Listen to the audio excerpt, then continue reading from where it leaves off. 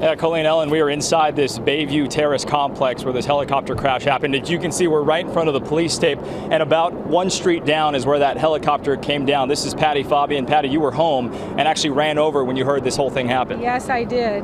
I thought it was falling on my home. It was just this intense, loud noise. It sounded like if there was a train coming through. So I ran outside and just saw them just hitting the ground, and dust flew all over, and walked over there. Patty, describe what you saw when you walked over to the... There was one man. Out. I'm not sure if he fell out, and there was body parts, and you couldn't really see, but it seemed two people on the back. So I then put my hand on the back of the helicopter and started praying over them, because I knew at that point there weren't any survivors. Can you describe that helicopter, the way it crashed? Was it on its side? Was it flipped?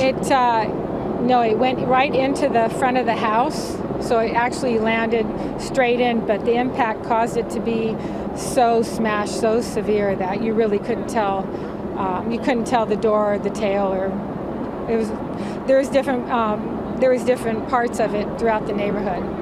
Patty, how horrendous for you guys on a regular Tuesday afternoon to come out and see that? Yeah, it really was, because it could have been anybody. We all walk our dogs at this time. It could have been the residents were home. They were in the kitchen, not in the bedroom. So that was a blessing right there that they weren't in the back.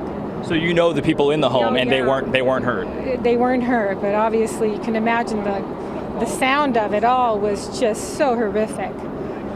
Patty, I'm so sorry that you guys had to see that. Thank you so much for chatting with us. Thank you. Guys, obviously a really difficult time for everyone in this complex that witnessed this, and a lot of them who ran over to see what they could do to help. One man described to me that when he ran over there, the bodies were just so mangled that he didn't know what to do, so he left them and just called 911. And as we continue to get more details on this gruesome, sad crash, we'll continue to bring them to you.